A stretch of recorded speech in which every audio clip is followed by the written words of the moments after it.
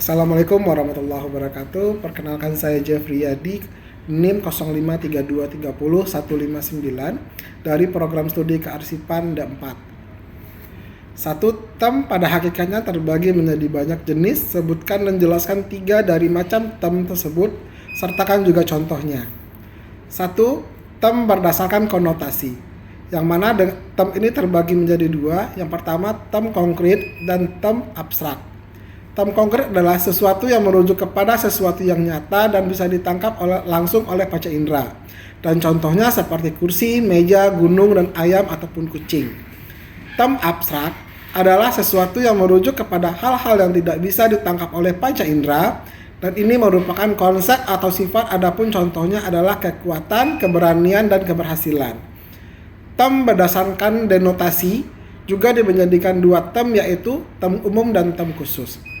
Tem umum adalah tem yang mencakup secara keseluruhan dan yang mana di dalamnya tidak berlaku batas ruang dan waktu, karena mencakup pada banyak individu atau objek dalam suatu kategori dan memiliki makna yang luas.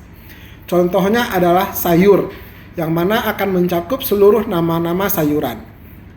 Tem khusus adalah tem yang menunjuk ke sebagian dari keseluruhan dan sekurang-kurangnya menunjuk ke satu bagian atau satu hanya terfokus kepada satu individu atau pada objek tertentu. Contohnya adalah sayur bayam, yang mana ini hanya menunjuk satu nama tertentu. Tem berdasarkan predikmen.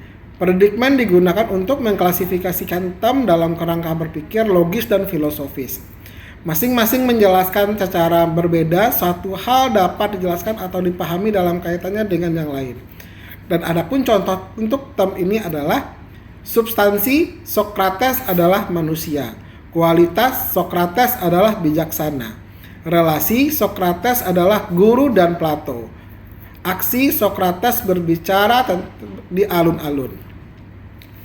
Jelaskan dan berikan contoh bentuk sesat pikir dan bagaimana terhindar dari sesat pikir. Sesat pikir adalah kesalahan yang dilakukan dalam pemaparan atau penalaran yang tampaknya diperjelaskan, tetapi sebenarnya adalah kesalahan atau cacat secara logika. Dan hal ini biasanya sangat sering terjadi pada debat argumen penulisan kata.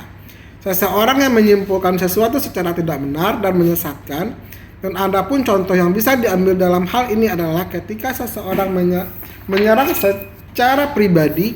Contohnya, kita tidak perlu mendengarkan argumen si A tentang lingkungan, karena dia hanya seorang dengan lulusan SMP.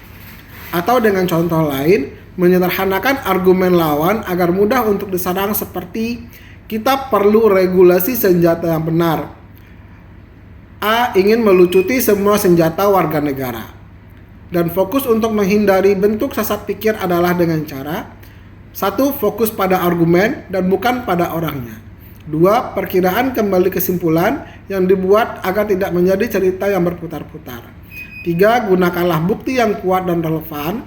4. Dan kenalilah berbagai jenis-jenis sesat pikir. 5. Dan bersedia untuk diperbaiki kembali seandainya ada kritikan dan saran agar membuat penalaran lebih baik. Baiklah, itu tugas 1 dari saya ucapkan terima kasih.